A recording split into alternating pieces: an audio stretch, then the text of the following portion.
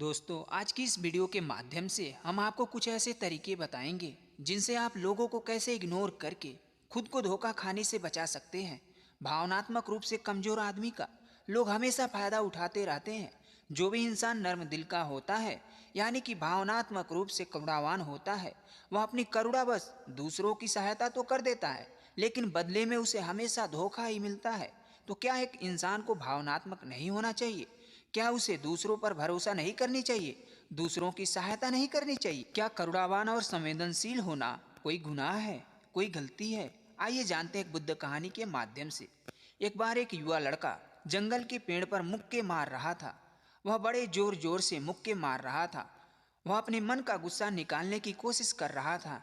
शायद उसको किसी ने धोखा दिया था या फिर उसके साथ बहुत बुरा हुआ था, जिससे वह बहुत ज्यादा परेशान था। उसे कहीं भी शांति नहीं मिल रही थी। वह लगातार उस पेड़ पर मुक्के मारा जा रहा था, जिससे कि उसकी अंगुलियां लहूलुहान हो चुकी थी। उसी जंगल में एक शीतल पानी का झरना था। वहां पर एक बौद्ध भिक्षु रोज संध्या के समय स्नान करने आते थे। यह उनका नित्य नियम था। आज जब वह भिक्षु इस रास्ते से स्नान करने के लिए उस जंगल में आए तो उन्होंने देखा कि लड़का जोर जोर से चीख रहा था और रो रहा था और लगातार उस पेड़ पर मुक्के मारे जा रहा था। उस लड़के के आसपास कोई मौजूद नहीं था। इससे उस भिक्षु को उस युवा की चिंता होने लगी। उन्होंने सोचा कि अगर मैं इसे ऐसे ही छोड़कर चला जाऊंगा तो कहीं यह आत्महत्या ना कर ले। ऐसे विचार आने के बाद भी वह कुछ नहीं बोले। वह लगातार उस युवा की तरफ देखे जा रहे थे।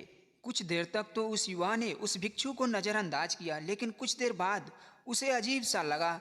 उसने सोचा, ना तो ये मुझे रोक रहा है और ना ही मुझे कुछ कह रहा है। यह तो बस मुझे देखे जा रहा है। इसका क्या मतलब है? बड़ा अजीब आदमी है। ऐसे विचार उस लड़के के मन में उठने लगे। जब कुछ देर बाद भी वह भिक्षु कुछ नहीं बोले तो लड़के ने अचानक से उस भिक्षु से बोला कि महाशय, आप अपने रास्ते क्यों नहीं चले जाते? आपको क्या मतलब है? आप खड़े होकर मुझे देख क्यों रहे हैं? बौद्ध भिक्षु ने बड़े शांत स्वर में कहा, मैं तुम्हें रोक नहीं रहा हूँ। तुम्हें जो करना है करो। तुम्हें मुझसे क्या परेशानी है? मेरी तरह ये पेड़ पौधे और ये पंछी, यह सब तो तुम्हें देख ही रहे हैं। जब तुम्हें इनसे कोई परेशानी नहीं है तो मुझसे तुम्हें क्या परेशानी है? यह सुनकर लड़का और जोर से चीख कर बोला, मुझे सबसे परेशानी है। मैं सबसे नफरत करता हूँ। यहाँ पर सब धोखेबाज गद्दार लोग रहते हैं। कोई किसी का मदद नहीं करते। कोई किसी का नहीं होता इस दुनिया में। इस तरह बोलते बोलते वह लड़का फूट फूट कर रोने लगा और रोए जा रहा था और बौद्ध भिक्षु उसे देखे जा रहे थे। वह भिक्षु उसे चुप कराने की कोशिश भी नहीं कर रहे थे। यह बात तो उस लड़के को और ज्यादा अजीब लगी। अब रोना छोड़कर उस लड़के ने सीधे खड़े होकर उस भिक्षु से कहा, आप बड़े अजीब आदमी हैं। आपके सामने कोई रो रहा है और आप उसे चुप भी नहीं करा सकते। आपके मन में बिल्कुल संवेदना नहीं है। बिल्कुल संवेदना आपके अंदर मर चुकी है। बड़े अजीब और कठोर हृदय वाले साधु हैं आप। आपको अपने साधु होने पर खेद होना चाहिए। और ऐसे ही न जाने कितनी कटी जली बातें वह युवक उस भिक्षु को सुनाने लगा। कुछ देर बाद जब युवक की सारी भड़ास निकल चुकी तो भिक्षु ने बड़े ही शांत स्वर में कहा कि मैं आज तुम्हें कंधा दे सकता हूँ, तुम्हारे आंसू पोंछ सकता हूँ, लेकिन इससे तुम्हारी समस्या का समाधान नहीं होगा। कुछ देर के लिए तुम्हारा मन शांत हो जाएगा। उसके बाद फिर वही जिंदगी, वही लोग जो तुम्हें आज कंधा देने के लिए तुम्हारे पास नहीं है।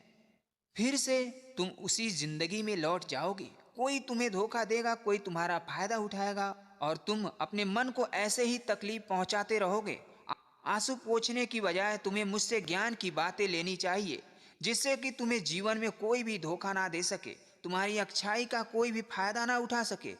याद रखना, आंसू पोंछने वाले तो तुम्हें मिल जाएंगे, लेकिन ज्ञान और सही समझ देने वाला बहुत मुश्किल से बहुत कम इंसान मिलते हैं। भिक्षु ने उसे बताया कि पास ही के झरने में स्नान करने के लिए मैं जा रहा हूँ। बड़ा ही शीतल पानी है वहाँ।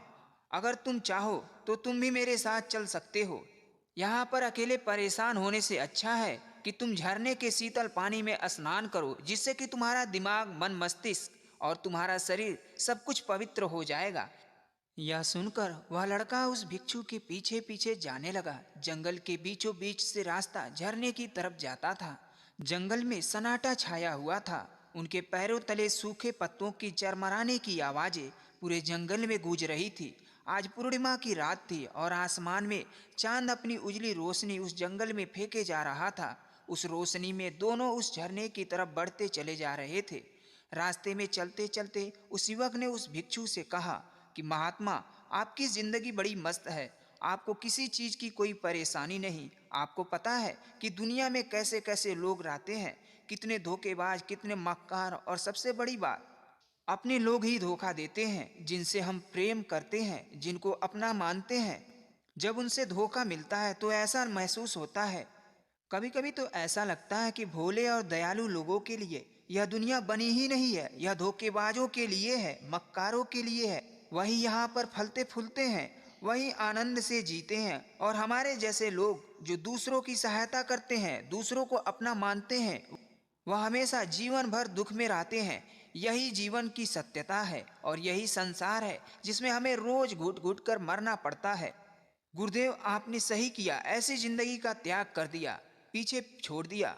अब बस आप अपने में मस्त हैं, किसी से कोई परेशानी नहीं है, किसी की कोई चिंता नहीं है। मैं भी सोचता हूँ कि मैं भी सन्यास ले लूँ। यह सुनकर उस भिक्षु ने कहा कि तुम्हें लगता है सन्यासी जीवन बहुत आसान है? भिक्षु ने बड़े शांत स्वर में कहा कि तुम्हें तो 2 वक्त की रोटी तो शांति से मिल जाती है, हमें तो कभी कभी वह भी नसीब नहीं होती। अगर भिक्षा मिल जाती है तो हम खा लेते हैं, वरना हमें तो भूखा ही सोना पड़ता है। यही हमारा सन्यासी जीवन है, हमें हमेशा नीचे सोना पड़ता है, सिर्फ एक लंगोट में रहना पड़ता है, चाहे कैसा भी मौसम हो। तो क्या यह सब तुम्हें आसान लगता है? तो तुम भी सन्यासी बन जाओगे। युवक ने कहा कि आप कहते तो ठीक ही हैं, संघर्ष तो दोनों तरफ है, संसारिक जीवन में भी और सन्यासी जीवन में भी। वैसे तो संसारिक जीवन भी अच्छा है, लेकिन घर परिवार में सुख शांति बनी रहे, धोखा ना मिले, हमारे लोग हमारा फायदा उठाएं, हमसे झूठ ना बोलें, हमें धोखा ना दें, तब तो जीवन जीने का आनंद होता है, वरना जीवन नर्क बन जाता है। भिक्षु ने कहा, सन्यास अपने मन से लिया जाता है। जब हमारा मन कहता है कि हमें सन्यास के मार्ग पर सफलता हासिल करनी है, आगे बढ़ना है, तो ही सन्यासी जीवन सफल हो पाता है। लेकिन तुम अपने घर से परेशान होकर, दूसरे लोगों से परेशान होकर सन्यासी बनना चाहते हो, तो तुम्हारा सन्यासी जीवन भी कभी सफल नहीं हो पाएगा। इससे अच्छा तो तुम सांसारिक जीवन में अगर कुछ तरीके, कुछ नियम अपनाओ, तो दूसरे लोग तुम्हें धोखा नहीं दे पाएंगे। सबसे पहले तो यह समझो कि धोखा उन्हें ही मिलता है जो भावनात्मक रूप से कमजोर होते हैं, जिनका दिल जल्दी पिघल जाता है, जो दूसरों को दुख में नहीं देख पाते। ऐसे लोगों के साथ धोखा होने की संभावना ज्यादा होती है, क्योंकि कोई भी आदमी अपनी परेशानी बताकर अपने आप को दुख में बांटकर तुम्हारा फायदा उठा सकता है। क्या पता वह झूठ बोल रहा हो, वह दुखी होने का अभिनय कर रहा हो, लेकिन आपको सच ही लगेगा, और उसके कुछ समय बाद आपको पता चलता है कि आपके साथ धोखा हो गया। उसके बाद आपका मन अंदर से टूट जाता है। इसलिए सबसे पहली बात पर ध्यान रखना कि किसी भी व्यक्ति को यह एहसास मत होने दो कि तुम भावनात्मक रूप से कमजोर हो। अंदर से तुम्हारा दिल नर्म है। अगर उन्हें यह कमजोरी आपकी पता चल गई, तो वह कोई ना कोई जाल रचकर आपका फायदा उठाने की जरूर कोशिश करेगा। चाहे आप अंदर से संवेदनशील हो, दूसरों की मदद करने वाले हों, लेकिन किसी को एहसास मत होने दो, ऊपर से कठोर बने रहो। जब लोगों को लगेगा कि इससे कुछ बोलने का फायदा ही नहीं है, यह आदमी कठोर है, इससे आपको यह फायदा होगा कि जो झूठे और मक्कार लोग हैं वह आपके पास आएंगे ही नहीं, वह उन्हें ही चुनेंगे जो उनका आसान शिकार होंगे। दूसरी बात यह है कि आप बहुत जल्दी दूसरों पर विश्वास कर लेते हैं, और हमारा जल्दी विश्वास करने की आदत हमें हानि पहुंचाती है। 2 दिन तुम्हें किसी से मिले हुए नहीं होते और तुम एक दूसरे के हो जाते हो, एक दूसरे पर पूरा भरोसा करने लग जाते हो, और यह भरोसा तीसरे दिन टूट भी जाता है, और फिर तुम्हें धोखा मिलता है, और फिर तुम परेशान होते हो। इसलिए समय दो। किसी भी चीज को, किसी भी रिश्ते को आगे बढ़ाने के लिए समय की जरूरत होती है। समय के साथ तुम्हें सामने वाले इंसान की अच्छाई और बुराई का पता चलता है। तब तुम्हें पूर्ण रूप से पता चलता है कि इंसान वास्तव में कैसा है, अच्छा है या बुरा है, और वह कुछ समय देने के बाद ही होता है। इसलिए जल्दी किसी पर विश्वास मत करो। लोगों को समझना होगा वह इंसान अच्छा है या बुरा है, वह कुछ समय देने के बाद ही पता चलता है, इसलिए जल्दी किसी पर विश्वास मत करो। तीसरा तरीका है, दुनिया को समझने के लिए तुम्हें ऐसे लोगों को समझना होगा जो दूसरों की चापलूसी करते रहते हैं। कुछ लोगों की आदत होती है चापलूसी करने की। आपके सामने आपकी बड़ाई करेंगे, आपके बारे में अच्छा अच्छा बोलेंगे और आपको लगेगा कि यह इंसान कितना अच्छा है, मेरे से कितना प्यार करता है। लेकिन वास्तव में उनकी वह चापलूसी एक जाल होती है ताकि आपका वह दिल जीत सके। और उनको चापलूसी करने का मौका तभी मिलता है जब आप दिखावा करते हैं। अगर आप उनकी चापलूसी से प्रभावित नहीं होंगे तो कुछ समय के बाद वह चापलूसी करना बंद कर देंगे। इसलिए किसी के सामने दिखावा मत करो, वरना आप तो आकर्षण के केंद्र बन जाते हो। लोगों को लगता है कि शायद इसके पास बहुत ज्यादा धन संपदा है, इसलिए इतना दिखावा कर रहा है। और इसी वजह से जो लोग आपका फायदा उठाना चाहेंगे वह आपके करीब आने की कोशिश करेंगे, आपकी चापलूसी करने की कोशिश करेंगे। अगला और चौथा नियम बताते हुए बौद्ध भिक्षु ने झरने की तरफ इशारा किया। वह झरने के पास पहुंच चुके थे। युवक को भी एहसास हो चुका था क्योंकि वहां पर बहुत ठंडी ठंडी हवा चल रही थी। ढलान के तरफ जाते हुए बौद्ध भिक्षु ने कहा कि सांसारिक जीवन में एक बात समझनी आवश्यक होती है कि हम जिसकी सहायता कर रहे हैं, चाहे किसी भी रूप में, धन से या शारीरिक रूप से, या जिस भी अवस्था में हम किसी की सहायता कर रहे हैं, तो हमें यह ख्याल रखना चाहिए कि सामने वाला वापस कभी भविष्य में हमारी सहायता करने योग्य है कि नहीं। अगर किसी को पैसे उधार दे रहे हैं तो यह समझ लो कि उसके पास आय का कोई साधन है, कोई स्रोत है कि नहीं है। कल भविष्य में वह तुम्हें वापस कर पाएगा कि नहीं कर पाएगा। अगर वह नहीं करेगा तो तुम्हें तकलीफ होगी, तुम्हें दुख भी होगा। ऐसे तो इंसान करोड़ावश भिखारी को भी भीख दे देते हैं, लेकिन वह गलती नहीं है, क्योंकि जो भी पैसा आपने सामने वाले को दिया है उससे आपका ऊपर कोई ज्यादा प्रभाव नहीं पड़ेगा। अगर वह आपको वापस भी नहीं लौटाएगा तो अगर किसी ऐसे इंसान को पैसा देना है जो कभी वापस नहीं लौटा पाएगा तो उतना ही देना चाहिए जिससे कि तुम्हारे ऊपर ज्यादा दबाव ना बने। अगर वह वापस भी ना लौटाए तो तुम्हें दुख ना पहुंचे। अब तक वह दोनों झरने के पास पहुंच चुके थे। दोनों ने कपड़े उतारकर उस झरने के शीतल पानी में कूद पड़े। पानी ठंडा था। उन दोनों की सारी थकान और उदासी पल भर में ही दूर हो गई। स्नान करने के बाद दोनों ने झरने के सामने एक पेड़ के नीचे बैठकर बातें करने लगे। भिक्षु ने उसे आगे समझाते हुए कहा कि शुरुआत में लोगों को नज़रअंदाज करना सीखो।